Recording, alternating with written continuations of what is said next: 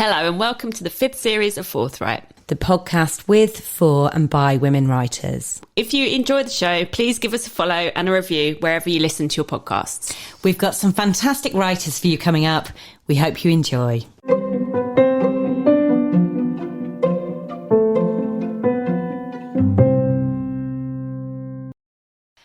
Hello and welcome to Forthright. I'm Anna. And I'm Sam, and today we're very excited to have Jennifer Cox with us. Hi, Jennifer. Hello, hi. Hi. So Jennifer Cox is a UK psychotherapist and author of Women Are Angry, the Times and Sunday Times Best Self-Help Book of the Year, 2024. She co-hosts the hit global podcast Women Are Mad and is the go-to voice on mental health and feminism. And we're absolutely delighted that she is going to be reading from her book, Women Are Angry. So I'm just going to read the blurb and then pass over to you. What if you aren't depressed? What if you don't have chronic fatigue? What if you are just angry? In a world where patience is a virtue and being a good girl is for life, women are never allowed to truly express their anger, and it is making us ill. After a lifetime of being told to repress it, to hide it away and fear it, anger has begun to manifest in female bodies in myriad of ways we can't control, and the results are alarming. In this powerful, eye-opening book, psychotherapist Jennifer Cox takes us on a journey from cradle to grave, revealing how, at every stage of our lives, women are conditioned not to speak out or make a fuss. Jennifer draws on her wealth of therapeutic experience to show us how to tune into our feelings of frustration and offers us the tools to express what we've subdued for so long. Women Are Angry will show you where your rage is hiding and how to let it out. Wonderful. So over to you, Jennifer. And if you just want to say at what point in the book that you'll be reading from as well. Okay, so I'm going to read from the introduction because Fantastic. I think it grounds everything in a way that is just sort of self-explanatory. Brilliant. Okay, so I'm a therapist and I have something disturbing to tell you. Women are in trouble. An autoimmune condition ravages our bodies and minds. I witness the devastation daily. The symptoms vary from obsessive compulsive disorder to anxiety, from migraine to depression to eczema. And there's a common cause: anger. Anger is eating us up from the inside out. The pressures heaped on women by every level of society and its systems leave us furious.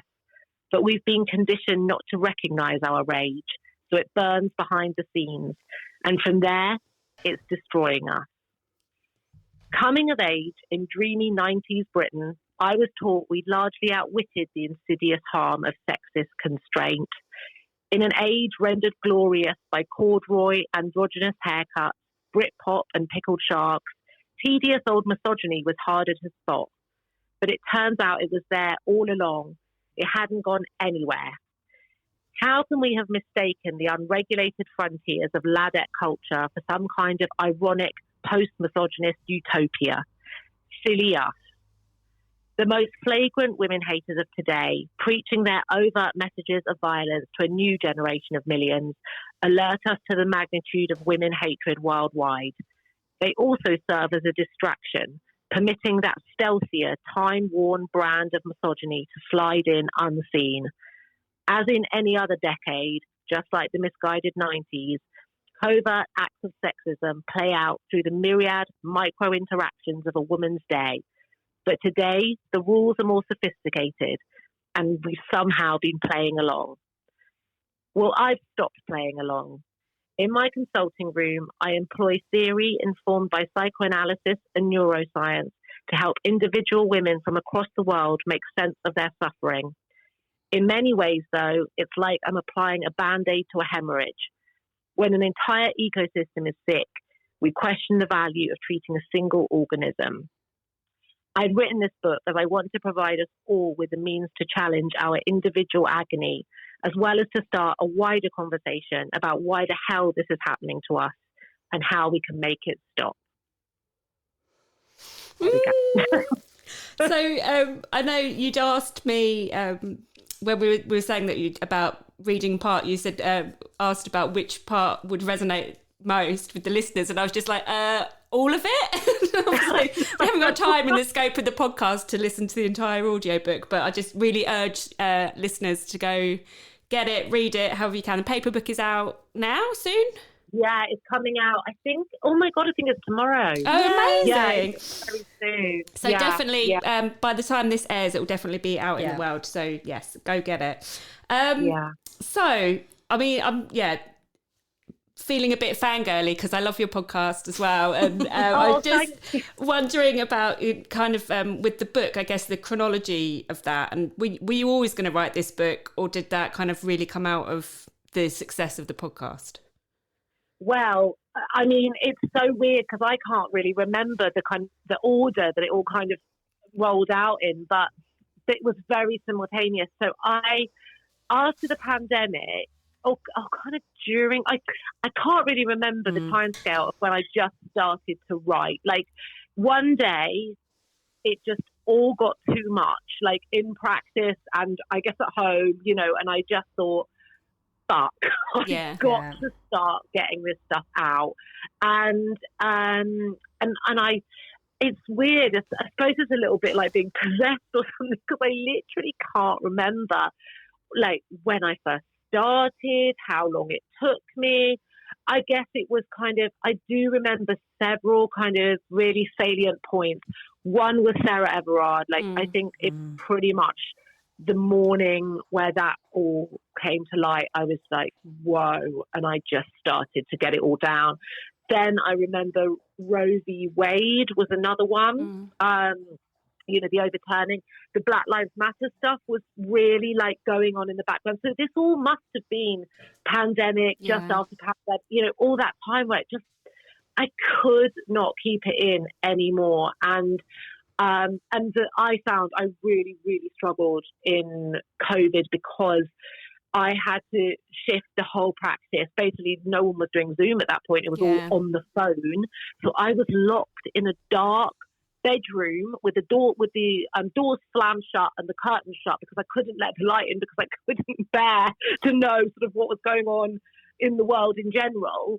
And that amazing sunshine we had, I was like a vampire. I just stayed totally like in a sort of, you know, sealed cell.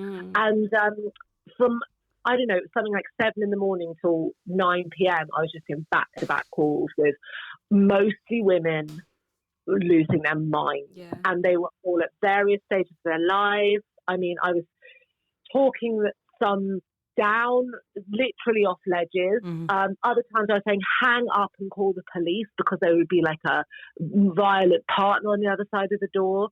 I mean, it was really, really shocking, and it was crystallizing everything I had been seeing and feeling for, you know, I guess years in practice. And so it started to sort of write itself, and I didn't know what I would do with it. It was just sitting on my laptop, and then I thought, I'm going to start just holding a couple of in real life groups once we could, because I can see how much women are suffering and how much they need support. So I did that, and a few friends came along as well. And Salima, obviously my best friend, as you know, was at one of them, the first one, and she said, I think we should do a podcast. I think we should just get this out here. This message is too big for us to sort of handle on our own.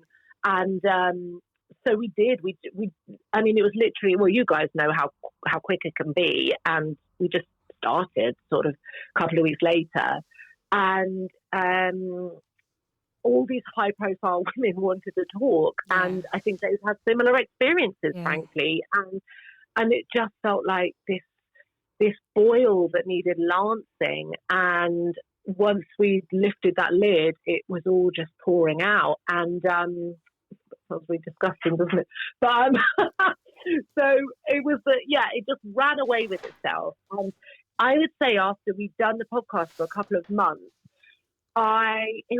it got heard about. You know, people were really starting to talk about it, and I can't remember the order, but the Guardian came along to one of the groups. I said, you can't come to the group, but you can come afterwards, and maybe a few of the women will stay behind. So there was a sort of, more public face to it suddenly. And after that, I just thought, well, I'm just going to send my book to a couple of agents and see what happens. I mean, it wasn't a full book. It was sort of a few chapters, like welded together with pain.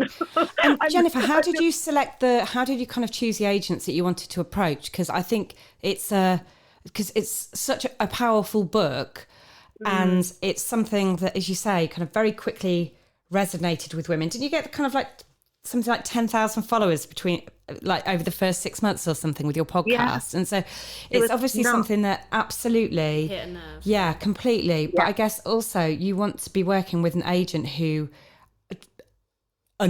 not only understands but champions, and isn't going to try and kind of create your work into something in the image of what they think it should be, for example. So how did you decide who it was you were going to send it to?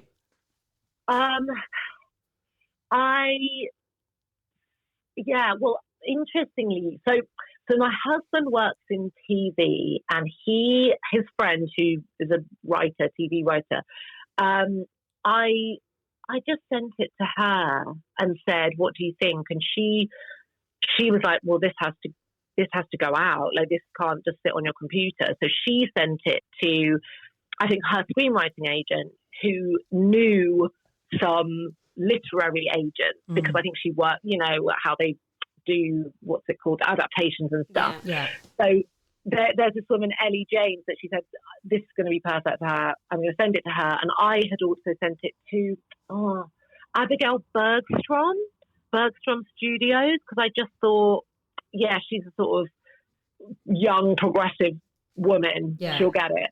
But she didn't get it. But Ellie, got it straight away. Yeah. And not only that, she said, I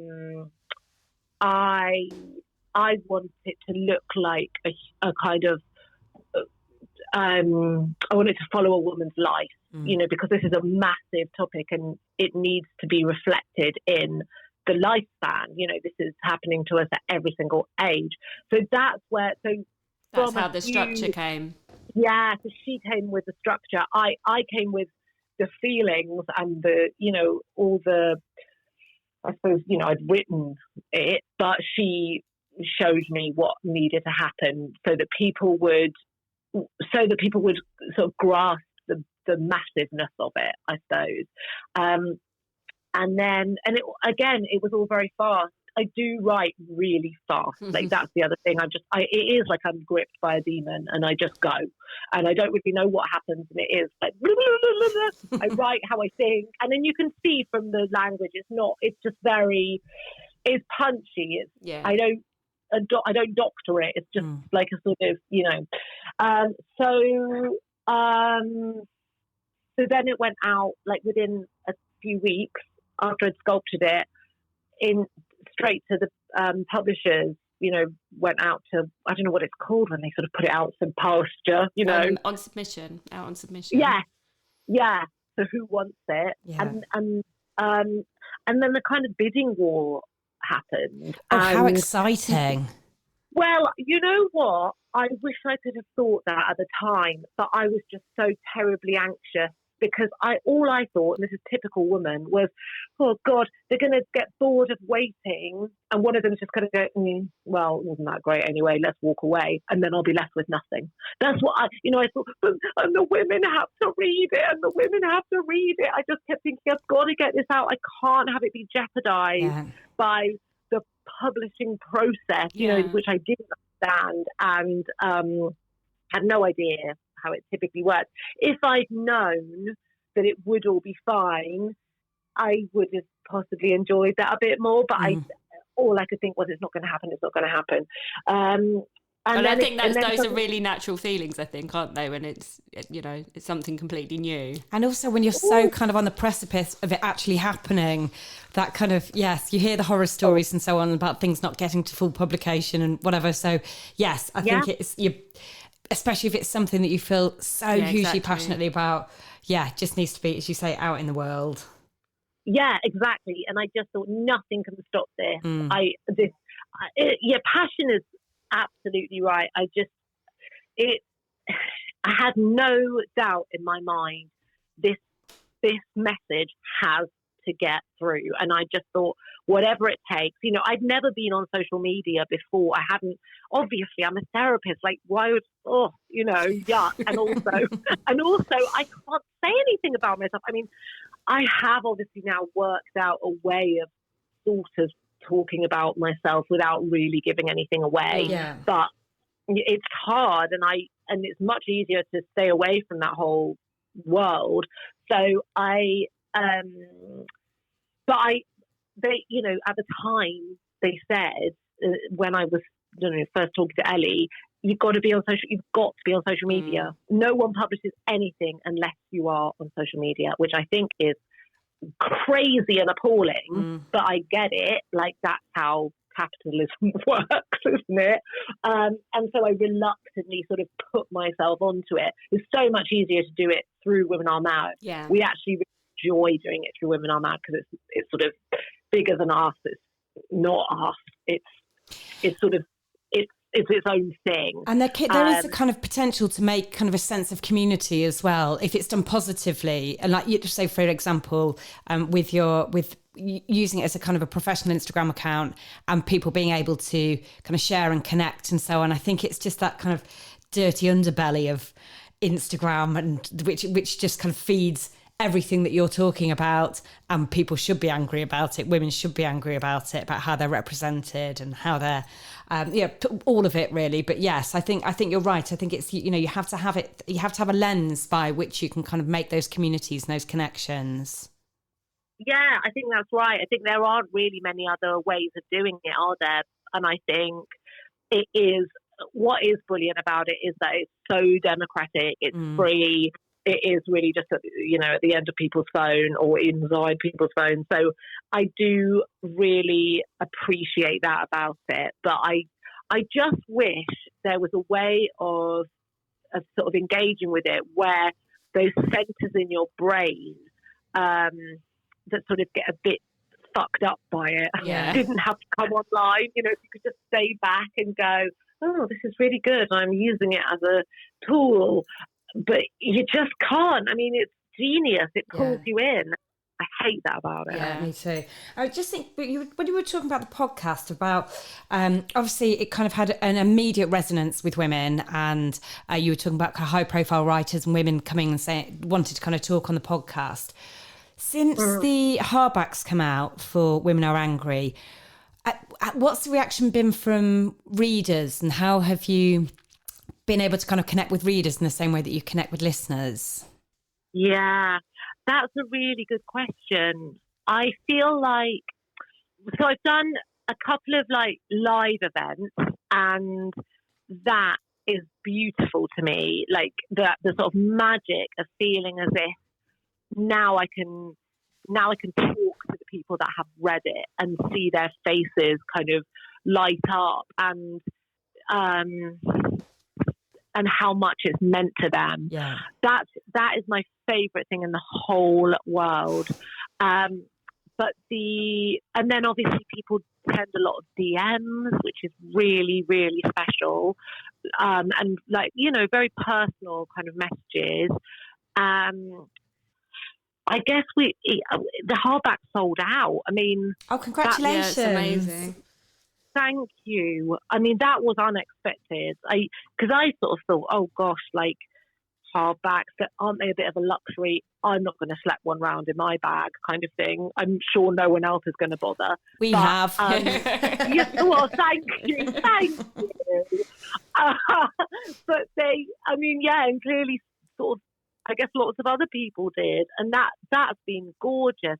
But I guess I really wish there were more opportunities to actually really properly connect with people who have read it. And this is why actually talking to you guys and doing this with you is really nice, because it feels a bit more sort of on the ground and just, our podcast is quite removed somehow. We don't obviously, I don't know, it's not the opportunity to really dig into, obviously, to the themes of this book is quite a separate thing, especially where Women Are Mad has kind of swung away, as it should. It's evolved, it's kind of grown up and it's become something different now, where obviously it's just much more about exploring emotion in general and what to do in various, problem situations and stuff. And that's been a great outlet for lots of other ideas, and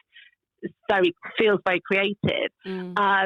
But yeah, I'm kind of feel like I'm not done yet with this baby, and any opportunity to really, get my hands dirty in the ideas still, I love.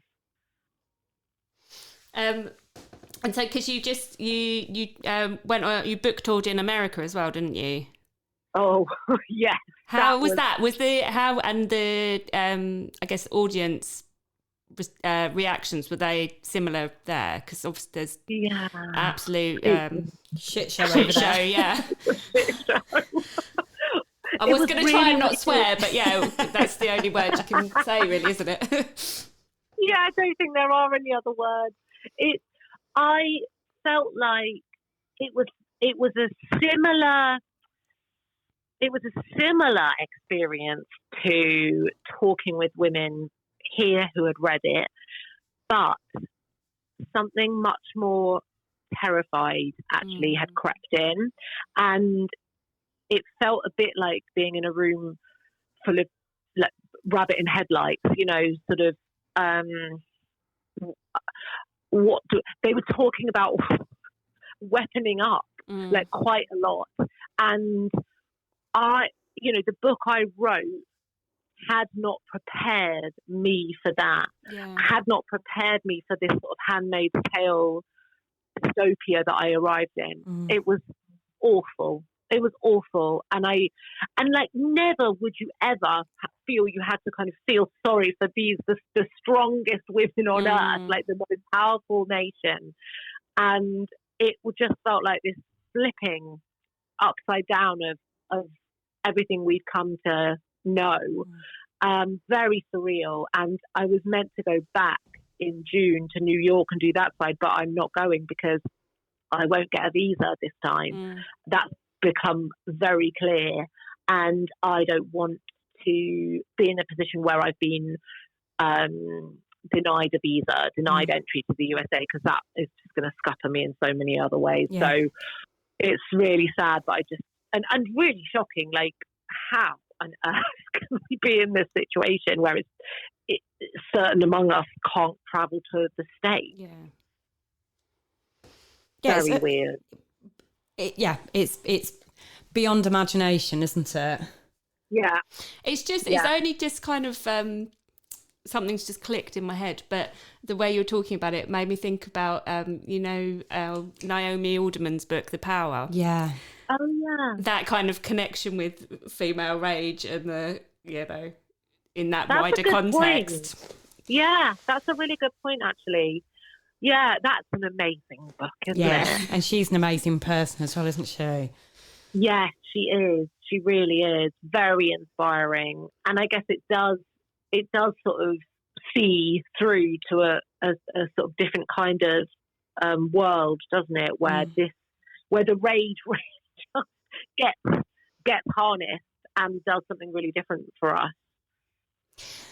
Do you find, like, when talking specifically about rage, is this something that rage and anger and these words that have such very negative connotations, what do we need to do to be able to kind of enable those conversations to make it become much more, I don't know, kind of mainstream to be able to talk about these things?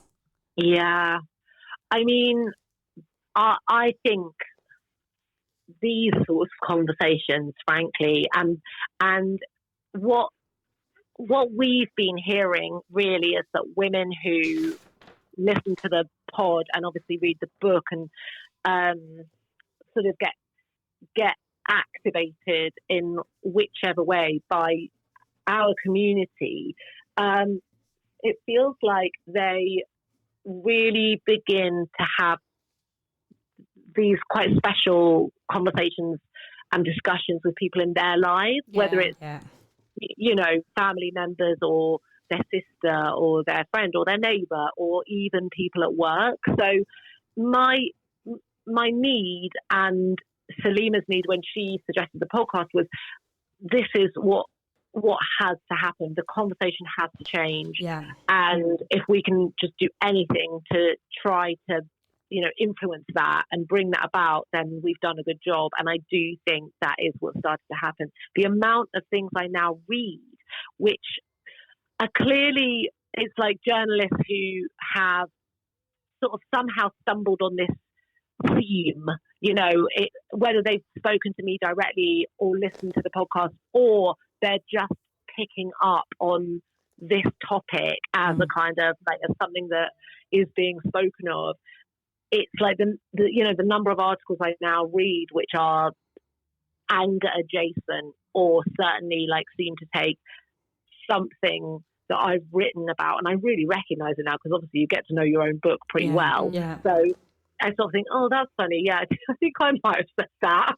But initially, I'm a bit, I show it to my husband and I'm like, oh, I feel a bit funny about this. Like, why didn't they come and ask me about it? Why didn't they ask by permission? And he was like, you idiot. That's what you wanted. You didn't want to own the conversation. You wanted to you've get created the movement. Yeah. And it's so weird how your sort of own strange little ego comes bursting out of these weird times. And obviously this is sort of what I mean by the social media rubbish as well. It's like, no, just lighten up. Yeah. It's not yours. But I'm happy to have started it. That is the I would say. One of the bits that kind of stood out is, I think it's chapter 9, where you're talking about hormones and how a lot of as women, when we're having big feelings, they're just kind of labelled as, oh, that's PMT, or that's menopause, or that's you've just had a baby. And though, that's just infuriating when you think about it like that it's the medicalisation of that and how it's used to suppress it is it's terrible, isn't it? It's so terrible. There were certain chapters that I just I don't cry very easily because I've sort of been trained not to, really, disturbingly. But if I could have, I would have had tears pouring down my face the whole time I was writing them. And that was the young woman, where it all sort of all that potential and all those dreams that we all had. Suddenly we're realizing, oh fuck, what? So they're not going to let me. So that's not going to happen. And then the adult woman, similarly, where it's the crushing reality of what life actually is going to be for us suddenly lands. And all these ways in which we're really sort of diminished and made to feel like we're just a biology and that's all, is so unbelievable to me at this point in history. And I guess I sort of hope that my appallment came through, because I certainly did feel it as I was writing it. I just thought, my God, this is astonishing. How are we still here? And on the flip of that, is that it's all just being used to sell us more stuff as well. Right? Yeah. Definite social media flooded with, this is you need to take this for your hormones. Yeah, and the that for your targeted hormones. adverts. It's just a lot. It's a lot.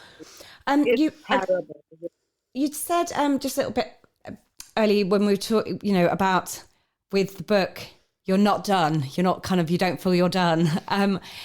Does this mean? Will there be another book, or what's the plan? What's your next big plan?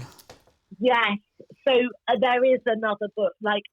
I'm basically conceiving my next baby. Yeah, brilliant. But you know what?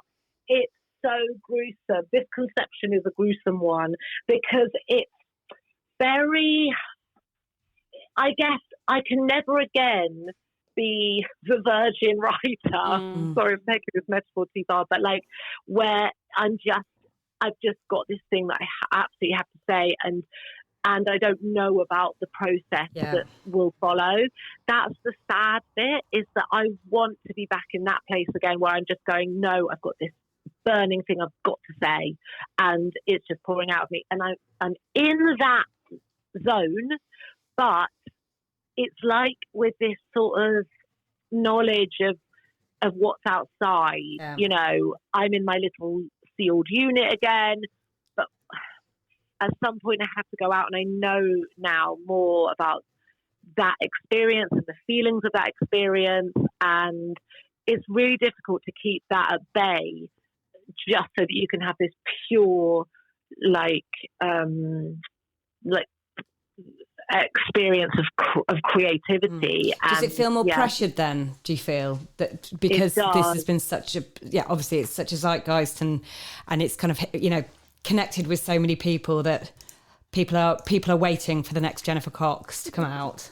Yes, it's a bit weird, and I there is this massive like thing that I am about to say, like in this next idea, but it needs time inside of me, like to just kind of germinate fully and really light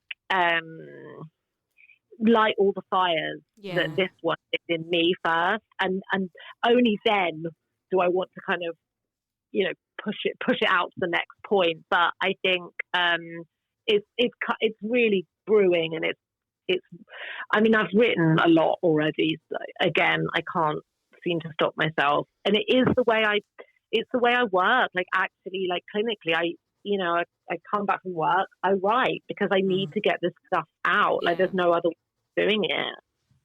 I'm really loath to say this, but we've kind of run out of time. Oh. I could talk to you all evening.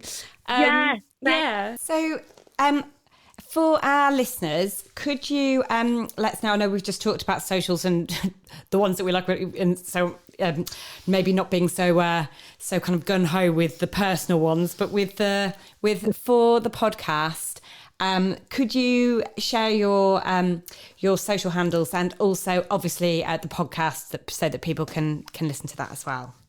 Yes. So the podcast is called Women Are Mad. It's on all the channels. Brilliant. The Instagram for that is @WomenAreMad, and my personal Instagram, is is at Jennifer Cox Psychotherapist. I'm also told it's way too long, but especially, I mean, there's this awful bit like where people try and tag me, and it comes up Jennifer Cox, the rapist. Oh, it couldn't be worse. But at the same time, I sort of think, oh, that's brilliantly awful. So people won't tag you. Yeah, so be warned. Thank you so much for chatting. thank you. Thank you so much. It's been wonderful. I'll talk to you soon. Brilliant.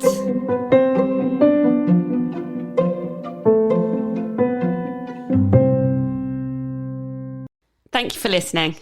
Don't forget to like and subscribe, and tell your writer friends about us.